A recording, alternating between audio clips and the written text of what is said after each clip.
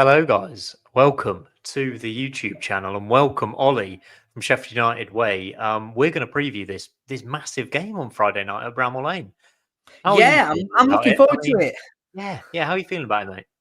Yeah, I'm excited. I am looking forward to the game. It's one of those where it's quite an interesting one because I don't know. Obviously, everybody has different opinions, but I hate international breaks, especially ones that feel like a complete waste of time. So I basically just spent the last 2 weeks waiting to watch United again, waiting for this game to come. So yeah, I'm both excited and as the week goes on, getting more and more nervous about the fact that you guys are quite good and we might lose. No, I don't know about that. We'll have to wait and see. I think I feel exactly the same way about you as international breaks. It's felt so long, hasn't it? And I'm kind of glad that we're on the Friday night. We don't have to wait too long, do we? I mean, there's that positive. Yeah, completely. And I think as well, playing on the Friday night, particularly for us, and I'm sure you feel the same actually with the chasing teams, it really feels like an opportunity. So I feel like if we get 3 points in this game, all of a sudden it's so much pressure onto Leeds and Burnley for their results on the Saturday. They're going to really be feeling that. Burnley have got a difficult one going to Bristol City. So you can see them dropping points. Whereas if we lose, all of a sudden it becomes very, well, they've just got a free hit, do what they want on the Saturday, go out, play the game naturally. They'll be above us by the end of the weekend. I'm sure you're feeling a little bit the same with those teams sort of chasing you right up behind. But yeah, I'm glad it's Friday, but I'm also a little bit United's all our record this season. We've not yet lost at the weekend. So we've never lost on a Saturday or a Sunday, but we've lost on Monday, Tuesday, Wednesday, Thursday, and Friday. So not good omens, not good omens. That's what we like to hear going into this. Talk to us a bit about how you've got on at Bramall Lane in particular, because obviously this is a pretty tough place for Coventry to go. We lost our last away game at Derby, but then bounced back with an amazing win over Sunderland. How's your home form been? Yeah, we've been, over the season, really good home form. I think particularly the first half of the season, basically from, well, the first game of the season, we drew 2-2 with QPR. We were 2-0 up, let 2 in the last 15 minutes. Really frustrating. Thought it was going to be a bad season. From that game until Boxing Day, we didn't concede another goal at Bramall Lane. Cooper broke all kinds of records in terms of just never conceding a goal at Bramall Lane. But since Boxing Day, it's been a little bit up and down. We've lost to Burnley, lost to Hull. We dropped points in our last home game against Bristol City. They equalised in the 90th minute. And performances have been a bit stodgy. We've been struggling to really dominate games. We've been allowing teams to come to Bramall Lane and really get on top of us. So our away form is actually much better than it is our home form at the moment. But obviously, it's still a really difficult place for opposition teams to come. It's still, I think we've only lost 2 games all season. We've won the second most points in the league, I think, at home so far, just a long way behind Leeds, whose home form is ridiculous. So still a very good place for us, just maybe not quite as good as it was a few months ago. Absolutely. And get your comments in below if you are watching live. I can see your comments popping up on screen. Lee, David, thanks for your comments already. Ollie, I don't know how you're coping with this at the moment. I was looking at Sheffield United's record earlier. I think you've won 7 of the last 9, and 6 of those 7 wins have been by 1 goal. I've talked to you many times in the past about how is this sustainable? I'm asking, how are you coping? Because this record of 1 goal wins is insane. It's aging me. It's aging me massively, Simon. I've gone, honestly, when this season started, I was 18. Look at me now. I mean, God knows what I'm going to be like come sort of mid-May. But no, it's been one of those where it feels like every game just adds more and more sort of that pressure. But you also get almost a confidence in the fact that if we score and go 1-0 up, you almost expect the team to see it out now. Like when we played Bristol City in that last game, we were 1-0 up and we'd been rubbish. All the way through, you kept thinking, well, Bristol City are the better team. Bristol City, of course we've scored. We're winning 1-0. It'll be fine. Don't worry about it. And so then when they equalised in the 90th minute, sort of everybody in the crowd kind of like went, that's not what happens. That's not the script. This isn't how we do it. So it's really quite a weird one. It's difficult to watch sometimes. It's not the most enjoyable, free-flowing football. We don't sort of get really carried away and really enjoy those like 3-4, 5-0 victories that maybe some of the other teams do. But in its own way, that feeling at full time is worth all of it. Because you're under pressure, because you know it's not been a vintage performance, you just have that real outpouring of, yes, we've done it again. And it does start to feel like I've been asking the question, is this sustainable? And you've been asking me this question, Simon, is this sustainable since about October? And I'm now starting to believe that, yeah, I just think it is. And I think it's all about the mentality of this team. I think we've got so much strength in terms of the characters, in terms of what Wilder is instilling into his players. That's a belief that we will win these games of football, and also a commitment to keep the ball out of our net, which is so important at this stage of the season.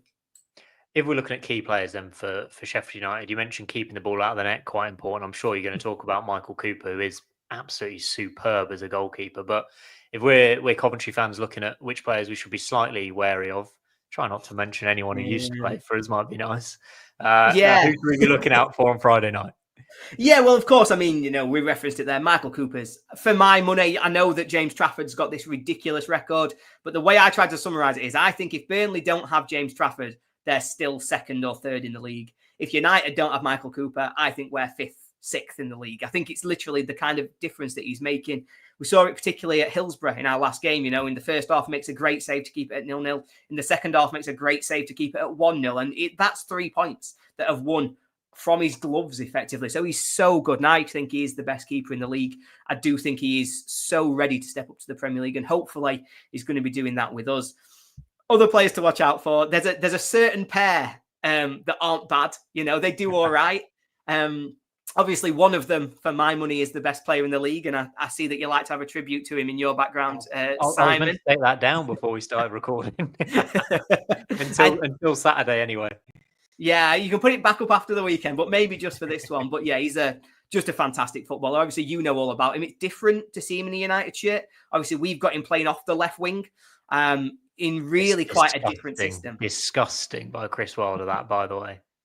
I've heard it referred to as things like football terrorism. So, we really do like to make sure that we're delivering on what we're doing going forwards. But it really is quite effective in that role. And it really enables the way that United want to play. So he doesn't stick to the left wing. He's not a left winger. But it does feel weird still. Even I sat there thinking sometimes, can we not just...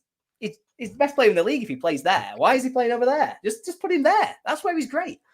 So, yeah, you'll see a very different side, I suppose, to Gus Harmer on Friday night. Obviously, the other players, Ben Brereton Diaz and Tyrese Campbell, are the ones that really stand out, I think, because everything United do, generally speaking, in the last few weeks, that's been great has come through Tyrese Campbell. His running, his pace, his finishing, he just seems to be in a fantastic vein of form at the moment. He's our key goal scorer. He's, I think, second in the league for goals per minute ratio in terms of how he's done over the season so far. If he could just stay fit, I have no doubt he'd already be a Premier League striker. I think the injuries he's picked up in the past have really held him back, but I just think he's got all the talent to go all the way, really, because he's fast, he's strong, he can finish. What more do you need as a player? And then Diaz. I just love Diaz. I don't even know if he's that good. I just love him. I just love that he just got a few caps for Chile from nowhere. I absolutely love that story. Just decided he was Chilean one day. From a the best point bit of view, then, for me, that story. Sorry, Sam, but the best part of that story is still forever for me. It is that it wasn't even him who discovered this link to Chile. It wasn't him. It wasn't the Chile FA. It wasn't anybody else. It was just some guy sat at home playing Football Manager. He was managing Chile, and he was just looking for players who could play. Ben Brereton? That doesn't make any sense. Why can Ben Brereton play? He emailed Football Manager, who then had to do a press release confirming he can play for Chile, at which point Chile went, we'll have him. Get in the team. You're starting at the weekend. Absolutely incredible stuff. We've got a question here from Glenn from Sky Blue Hub as well. And he asks, what's the Blades' weaknesses? Obviously, not too many. You've won the most points in the league this season. But if we had to target somewhere, where can we find some joy? That's bingo, by the way. We've won the most points in the league. Chris Wilder will be sat there clapping at home. They're all on brand. It's fine. Because he does like to make sure that is never forgotten in all his interviews. If I'm being honest, I talked about keeping the ball out of the net, but our weaknesses is our defence at the moment, if I'm being honest. At right back, we're struggling a little bit for availability. Harry Clark, who we brought in January, picked up an injury, and we've not really seen or had an update about when he's going to be fit since. Alfie Gilchrist, another loan player from Chelsea, looks like he's probably done for the rest of the season. So we are down to the bare bones a little bit. So Femi Sirike, a young player from our academy, is probably the player who's going to start. I really like him, but he's an attacking fullback. So if you want to really hurt us. I think getting Ephraim Mason-Clark down that wing, attacking against Femi Sirike, that's where he'll be really, really effective because he's going to be able to get behind him, get beyond him, and really affect the game from there. The others for me are the two centre halves because I like Anel, I like Jack Robinson, but there is no doubt that we get much worse when you consider where we were earlier in the season. With Harry Souttar, you've heard me quote this stat so many times, Simon, you might be able to do it for me. But when Souttar played alongside either Robinson or Anel, we had the best defence in the league. We had numbers that rivaled Burnley's. As soon as Harry Souttar got injured, dropped out of the team, we now concede more than a goal per game with the partnership of Anel and Robinson, and that's just not really sustainable. We've got to find a way of being better than that. Hopefully, it's not going to cost us in the next 8, but there's every chance it could. So, yeah, I think, right back and centre half. Nailed it, Glenn. Well done, mate. I have to get you on. You absolutely smashed it there. From a Cov point of view, then, what have you made of Cov? I know you watch quite a lot of Championship football. I'm always keen to get a neutral's point of view on us because I'm far too emotionally attached to be able to form any sort of neutral opinion. But what have you made of Cov, especially, I guess, this recent run of form under Frank Lampard? Well, first of all, I think it's been, I'm looking at Coventry now and I'm thinking, we spent all season worrying that Sunderland were going to be a team that really came and hurt us. But all of a sudden, I'm looking at the playoffs and thinking, I don't want to play Coventry. Can we go up? I don't want to play them. Because I think it's just been incredible the way that season's been turned around. If we go right back to last summer, I think I had Coventry 3rd in my 1 to 24s over the summer. I thought you'd got the squad that was built to win now. I thought they were ready to go and attack and really make a push for promotion. I thought after the highs of the playoff final and then the FA Cup semi-final and being so close, it really felt this was the season where you weren't going to have anything holding you back right day one. You weren't going to be messing around with stadiums or anything else. It was a time that you were going to kick on. And so I was really shocked when Robbins left. And obviously it had been such a difficult first half of the season almost. So I almost feel as though I'm now ratified in my thinking from the summer that actually this Coventry team are one of the best teams in this division. They are a team who are effective at winning games of football. I mean, there's been some games where you've had that United tactic of we'll just grind these out. We'll get a goal, we'll defend it. I know Lampard likes to try and make sure his teams are organised and structured more than exciting and free-flowing at times. I think particularly the game at Hillsborough was one where you maybe felt a little bit fortunate to come away with 3 points. Enjoyed that as much as we did, I think. Oh, I loved it. I was off my seat. I was like, yeah, Beadle, what a keeper. And so, yeah, I think Coventry are probably, like I say, the most dangerous team that's going to be in the playoffs when we get there. It's part of the reason that I'm hoping we get promoted because I really just don't want that to be Wembley. I don't want to see you guys celebrating at the other end because I've just seen it too many times. I'm really like that front 3 in particular. I think Haji Wright, when he's on it, is such an effective footballer. We saw it against Sunderland that he's capable of just taking apart opposition defences. And if you're giving him chances, he's always going to score goals. I think Mason-Clark has really turned it around, actually. I didn't see him, if I'm being honest. I just didn't see it with him. It was one of those players that I didn't think was really going to have the end product. Didn't look like he was going to be able to just put a consistent run of form together earlier in the season. But he's just been so good the last few weeks that he's arguably the player I'm most worried about. I'm like, just don't put him against Sirike. Just put him on the other wing. Make Burrows mark him. Do something else. So, yeah. He'll definitely be playing on the left. Sorry to tell you that. He'll definitely be starting on the left. Heartbreaking, Simon. Heartbreaking. But yeah, I think, I really do like the look of this Coventry team at the moment. If I take my United hat off, I'm really excited to see where the rest of the season takes you because there is some difficult games chucked in there that will really start to test whether or not this upgrade is to the level of the top teams in the Championship or if it is just that you've had this fantastic run. It's about sustaining it, isn't it? Well, yeah, it was really interesting, actually, because we had those 5 wins in a row by 1 goal where you were right. We were probably fortunate to win a few of them. Late winner at QPR, late winner at Sheffield Wednesday. And we kind of thought this winning run has to come to an end at some point, basically what you've been feeling all season. Then we got well beaten by Derby. It was a really poor away performance in midweek, lost 2-0. The John Eustace effect basically took its toll. It was kind of how will we bounce back from that against Sunderland before the international break? And we have Sunderland, Sheffield United and Burnley as 3 consecutive fixtures. And we were just superb against Sunderland. It's the best performance we've put in all season. We deserved to win 3-0. We were absolutely all over them. I didn't see... I mean, Jamie Allen dominated Joe Bellingham and Chris Rigg. You've never seen anything like it. And importantly, Haji Wright looked back fit and he's started up front, which is maybe the key difference that Lampard will make between him and Mark Robins, is that Robins like to play him on the left to kind of accommodate Ellis Sims. Now it seems like Mason Clark's going to operate from the left wing and it'll be Hadji right up front. And when he's running at defenders, I don't think there's a lot you can do to stop him. Are you worried about Hadji? I'm terrified of the man. I'm really like. I tell you what, if we do get promoted, maybe we'll come calling and we'll bring him up to the Premier League. Don't dare mention that before playing on a Friday. I've got to beat you now. We should talk about Callum O'Hare as well, because obviously he's a player that kind of divides opinion amongst Coventry fans. Played for us for like 4 years, joined on a free, left on a free, got us promoted from League One, was loved when he was here, but the way he ended things kind of maybe left a bit of a sour note from Coventry fans.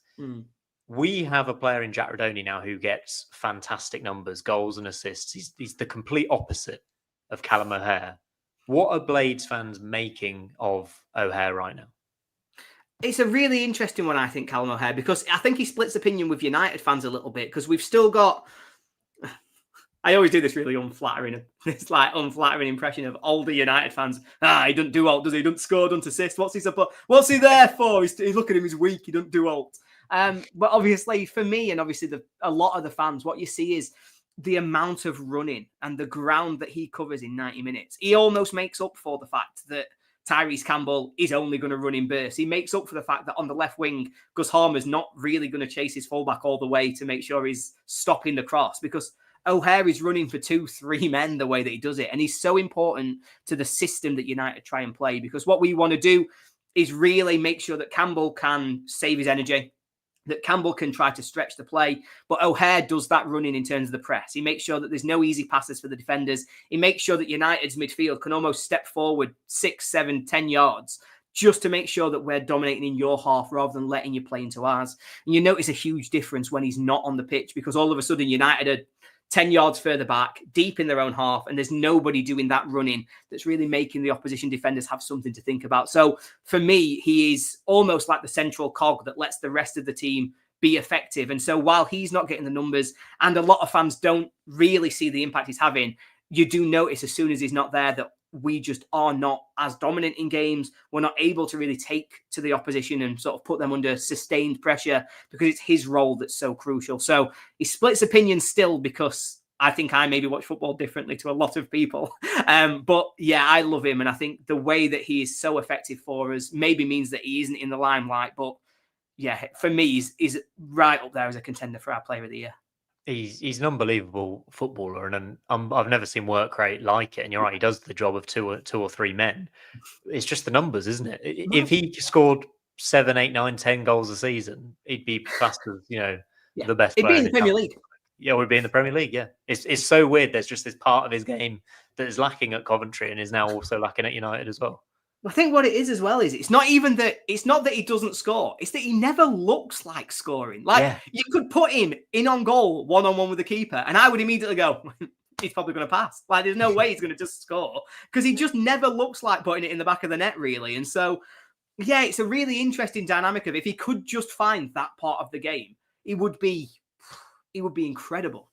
Sky Blue View says he loves playing in front of the cameras too, though. That's what worries me. I remember when he came back from injury, he had those few games and he scored a brace against Birmingham at the CBS, and he had that run of form where he actually was scoring goals. And then obviously it didn't work out. Let's get the team news from Sheffield United point of view, by the way, because Glenn asks, is Sousa out on Friday? Why does Sheffield United pick up so many injuries consistently every season? Give us the rundown of the Sheffield United team news. So the rundown of our team news, in terms of the main injuries, it is those at right back. So, I referenced it before, Harry Clark, Alvy Gilchrist. We don't know if either of them are going to be fit. We've not had any updates in terms of their condition for a number of weeks now. So it's my assumption that both will probably still be out. I'm not expecting to really see either of them before the end of the season. The other big question mark is the one that Glenn referenced himself, though, Vinny Sousa. And it's a weird one, to be honest. And I don't actually know what the truth is, because Wilder never tells it. That's the problem, is that I can't trust a word that comes out of the man's mouth, because we were told on sort of just before the international break that he would be fit to play against Sheffield Wednesday. The message was, he's had a scan, he's going to be okay, expect him to be in the squad. Even not to say that there's shenanigans, but even the people that we know were saying, yeah, he's going to be in the squad, he's is fit, he can play. He then wasn't in the squad. He wasn't fit enough to play, wasn't even fit enough to be on the bench. And so that starts to beg the question of what actually is the truth? What came out in his scan? Are we just playing mind games with Wednesday to get them thinking he was playing, maybe change their style? So the honest answer is that I do not know if Vinny Souza is fit or not, because even if the club said, yes, he is, I wouldn't believe him for a second. However, having said all of that, I expect him to play because he is streets ahead of our other options in that central midfield, that defensive central midfield position anyway. I do think that without him, we're a very different and easier to play against team because Hamza Chowdhury, who does that role, I like Hamza. He's really effective defensively. He's got great defensive numbers in terms of winning his tackles, in terms of winning his individual battles, but he marks a man. He doesn't mark space. He doesn't get across the pitch with his athleticism to cover the runs from deep. He's just not as effective in terms of giving United control of the ball. So, yeah, I'm expecting Vinny Souza to play. As to why we get injuries, I've got a theory. It's based on nothing. But the theory is that when we got promoted from League One, Chris Wilder came into a team that were absolutely on the floor. In every way, shape and form, we were on the floor. We had a striker in Billy Sharp and we had a manager in Chris Wilder, both huge Sheffield United fans. I think they got together one night and they made a deal with the devil. I think Billy Sharp made a deal that said, I'll be the only number 9 or the only striker for Sheffield United who will ever consistently score lots of goals. And he did for years and years. He got 20 goals a season in the Championship, 30 goals our season in League One, and he consistently delivered the goals, while our £25 million Ryan Brewster's got 9 in 5 years. And Ollie McBurney ended up with 20 in 150 games. And Kiefer Moore's got 4. It's that kind of thing where no striker. And I think Wilder did the same, because from that season in League One to the Premier League, we got hardly any injuries. At the point that COVID hit, we were 5th in the league. And I bet if you went back the 5 years of Wilder's entire reign, they'd probably look at Jack O'Connell had never missed a game through injury.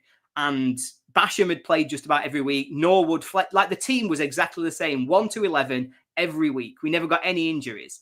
And then all of a sudden, almost like on a sixpence, it just went, right, oh, by the way, 6 players are out injured and they're going to be out injured now for the rest of time. Like Jack O'Connell never missed a minute for 5 years. And then his career was over because of a bad knee injury. John Fleck broke his back. Like all of these injuries all came at the same time. Chris Basham retired through injury. You just saw it start to run through the club. And it's almost as if there was a point where after that, everybody's injured all the time. And it's been the same for 2-3 seasons. The serious answer is that we've got a problem with our training ground. That's been causing a lot of issues for our players. We're picking up a lot of muscle injuries because we're not training properly, because the ground isn't sort of even. It's not being set up properly and we've not got the right facilities. We have invested in that, so it should be getting better, but we've not really seen the output from it this season. But yeah, it's been a weird run for us because 3-4 years in a row now, it's just constant injury after injury after injury. And it's a real credit to the squad and to this group of players that they've been able to play through that so much this season. So I will finish off by getting, if anyone in the comments can put your score prediction in, and I'll show it on screen, and then we'll do our score predictions at the end. But first, Alex has got a question for you. Talking of strikers, Ollie, what is your opinion on Tom Cannon, the big money signing? So far, I think he's fallen to the Billy Sharp curse. That seems to be the way that it's gone so far. I think Cannon's going to be a really effective player for United. I do. I think he's got all of the right attributes. I think his movement and the way that he sort of makes space for himself running into the box is going to be really effective. We know that he can finish and that he can shoot. I think the problem is at the moment, our system is just not built for him. The way that we build up with the ball is, generally speaking, I talked about Gustavo Harmer before. Harmer starts out on the left and he sort of drags his fullback out. He then moves straight into the centre. He basically stands next to Callum O'Hare as 2 players stood in the 10, and the fullback follows him in because you can't leave Gustavo Harmer unmarked in the middle of the pitch. So the fullback follows him in, and that basically creates all this space down the left wing.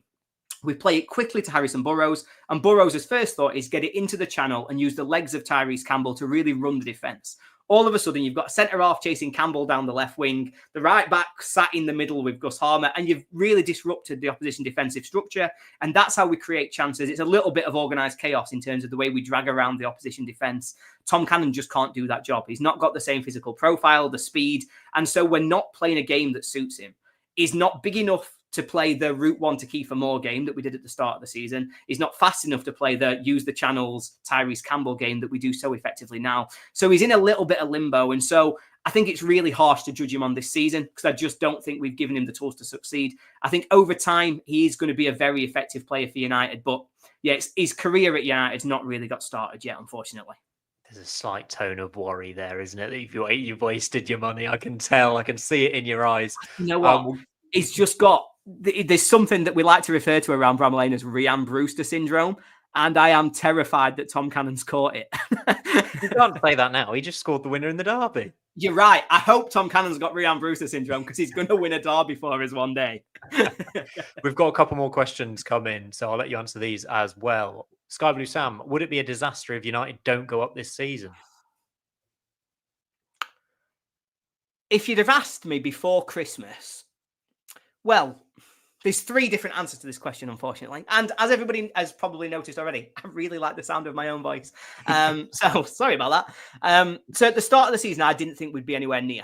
I thought after the sort of absolute embarrassment of last season in the Premier League, I thought we'd be lucky to get playoffs this year. I thought it was going to be a complete rebuild. I wanted to gut the entire squad. To be honest, I wanted to gut the entire club. I would have been delighted if we'd just done everybody out. We'll start again. Because to give myself some credit here, I think I put you 4th in my preseason predictions, just based on, and this is when you hadn't really signed anyone. Yeah. Just based on, I thought the players you did have you had about 3 or 4 Premier League quality players. And I thought the rest of them will be fine. And it's kind of worked out that way, isn't it? Yeah. It's exactly how it's played. Some of them are really good. The others, well, they're there and they're contributing. It's fine. We'll move on. So at the start of the season, I thought it'd be a rebuild.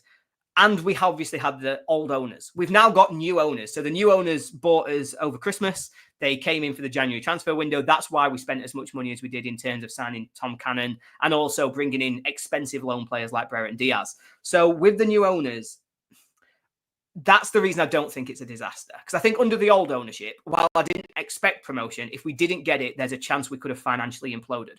Obviously, that's why we've got -2, because we just don't have the money to do what we need to do to get back to the Premier League. Now we've got the new owners. I believe they do have the money. I don't think it will be just a complete cliff edge when we start to run out of parachute payment money. I think they will be able to sustain us. But certainly, we can't wait too long, because the longer you wait, the longer it's going to take for you to be able to fix that problem, particularly if we start to think about, the teams coming down, Leicester, Southampton, Ipswich. They're probably going to be in a decent state. They're not going to come down and drop like a stone. So all of a sudden it gets harder every season to get promoted. So it's not a disaster, but I'd quite like to get promoted, please. He also asks, is it right Sheffield United have never got promoted via the playoffs? Worst record in the country. Yeah, it used to be called the red and white curse, because it used to be that Exeter had the worst record in the country, then Sunderland, then United. But Exeter and Sunderland both won the playoffs, I think, in 22-23. They both got promoted within like 2 days of each other and really broke their own curse. And so we stand alone at the top of the list of worst team ever to compete in the playoffs. I'm 30, and I've seen us losing the playoffs 7 times, I think, in terms of both semi-finals. I've seen us lose to Yeovil. I've seen us lose to Burnley. To the season that we got to the FA Cup semi-final, we lost to Wolves at Cardiff. Oh, so much emotional scarring.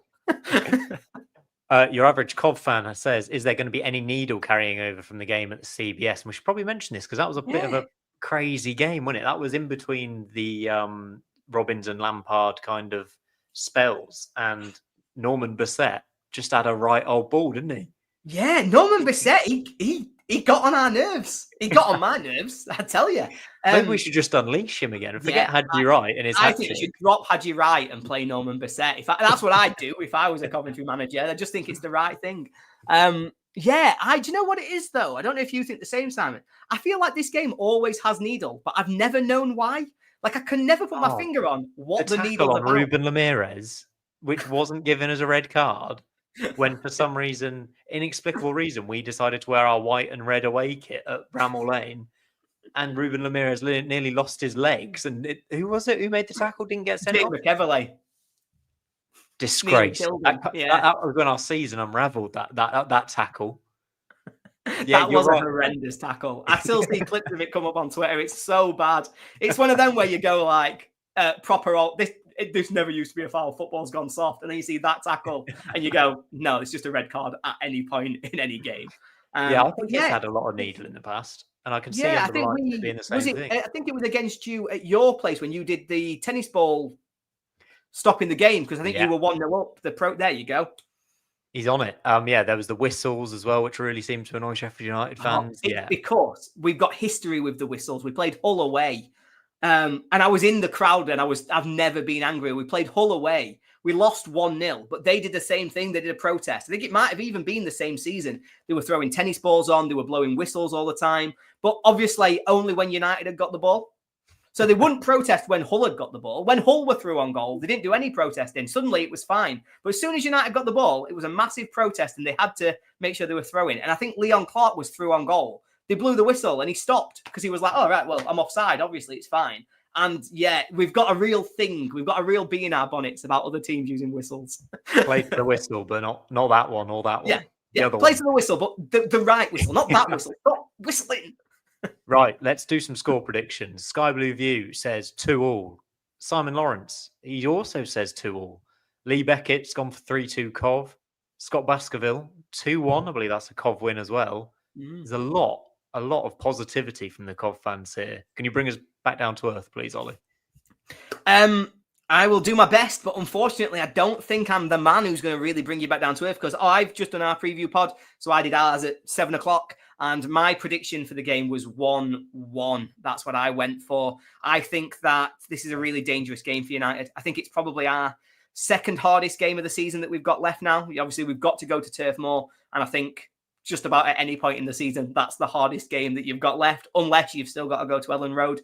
But yeah, I think this one's really tough. I think getting a draw is probably a positive result for both teams. I think it keeps us both sort of just moving forwards towards our targets for the season. What matters more to me is that you've got some really good momentum to go and beat Burnley next week. So a draw in this one, then you can stuff Burnley and then it's all happy faces. The CBS is quite a special place when we've got a bit of a challenge in front of us. I'm quite confident that we'll get something against Burnley or even beat them. I'm not so confident about this game on Friday night. I just think, I can just see the worst case scenario where we play quite well. Maybe we equalise and make it 1-1, and then there's a horrible late winner for Sheffield United, and we kind of have to accept another 1-goal Sheffield United win, because you've just got that vibe about you this season. And I don't think we should be expected to go there and win. No, and I don't think we should be too dissuaded if we can get 4 or 6 points from Sunderland, Sheffield United, Burnley. I think that's a really good return. So this is the real free hit. Yeah, I agree. I think the away games as well, the record for trying to get into the playoffs this season in particular, win your home games. If you win your home games, you will make the playoffs now, because you've got yourself into a great position and nobody else is picking up points that consistently. So I think that is got to be the target for the season. But it's a free hit, but it's also a real opportunity, because what United have been good at so far this season is play badly, but win 1-0. It's what we've done sort of consistently through the season. But obviously, we've talked about it a lot. You can't always do that. I do think that the reason we're so good at that is that we've got players with an X factor. We've got Tyrese Campbell, Gustavo Harmer, players who, even in a game when they're rubbish, only need 30 seconds and they win you a game of football. And there's every chance that we could do that again on Friday night. I've just got a feeling in my bones about this one. I think Haji Wright scores, and usually United aren't great at getting 2 when they need to. When we're a 1-0 merchant, that's really where we live. All right, I'll say 2-1 Sheffield United and back Haji Wright to score as well. What score are you going for then, Ollie? I'm committing myself to 1-1 for this one. Okay. I'm not going to be a jinx. That's my main focus. I won't be the jinx. Thank you very much, Ollie. Everyone in the comments, thanks all for your comments. Make sure you subscribe to the YouTube channel and give this video a like as well if you've enjoyed it. I'll try and do a few more going forward, because this is the first time we've done something like this. And Ollie, I think it's gone all right, hasn't it? Yeah, I've enjoyed it. As long as you like my voice, you'll enjoy it a lot. We'll see how much you're talking after Friday night. Thanks everyone for watching, and we'll leave it there. Cheers, guys.